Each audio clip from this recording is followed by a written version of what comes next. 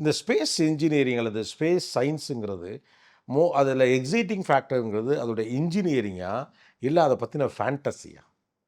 Fantasy தான் சொல்லுவேன். Fantasy தான். ஸ்பேஸை பொறுத்த வரைக்கும் ஸ்பேஸை ஃபேண்டசி பொறுத்த தான். வரைக்கும் ஃபேண்டசி. அங்கே என்ன என்னதான்டா இருக்குன்னு தெரியல. அவ்வளவுதான். நம்ம எல்லாருக்குள்ளேயும் அந்த ஒரு கியூரியாசிட்டி இருக்கும்ல. அங்கே என்ன எல்லாருமே வந்து ஒரு குழந்தைலேருந்து பார்த்தீங்கனாலே என்னன்னு தானே கேட்கும். ஒரு குழந்தைகிட்ட பேசுனீங்கன்னா கூட இது என்ன இது என்னன்னா கேள்வி கேட்டே இருப்பாங்க. ஸோ நம்ம எல்லாருக்குள்ளேயும் ஒன்று இருக்குது. அந்த கொஸ்டின் தேடல் ஒன்று இருந்துகிட்டே இருக்குன்னு நினைக்கிறேன் நான். ஹியூமன்ஸாகவே நம்ம எல்லாருக்குள்ளேயும் ஒன்று இருக்குது. நம்ம நாள் போக்கில் வேறு இதில் டிஸ்ட்ராக்ட் ஆகிடுறோம். இதுதான் நினச்சிக்கிறோம் நம்மளோட பாதை. ஆனால் அந்த உள்ள கேள்வி இருக்குன்னு நினைக்கிறேன். ஸோ நம்ம அதை கொஞ்சம் அந்த கேள்வி அவேராக இருந்தோம்னா ஸ்பேஸ் அதுக்கு அவ்வளோ தீனி போடும். ஆமாம்மா. ஸ்பேஸ் உங்கள் இமேஜினேஷனுக்கும் எக்கச்சக்கமான தீனி போடும். எனக்கெல்லாம் இன்னமும் நிலவில் அந்த பாட்டியும் காக்காவும் இருக்காங்களானே சந்தேகமாக இருக்குது. வடை விற்கிறாங்களா இல்லையா? ஏன்னா நம்ம கற்பனை கெட்டாத தூரத்தில் இருக்கிற ஒன்றின் மீது கற்பனைகள் நிறைய நம்ம உருவாக்கும். ஸோ ஈவன் டுடே உங்களை அதை எக்ஸைட் பண்ணுறது இதோட இன்ஜினியரிங்கை விட ஃபேண்டசி தான். ஃபேண்டசி தான். ஃபேண்டசி தான் இல்லை?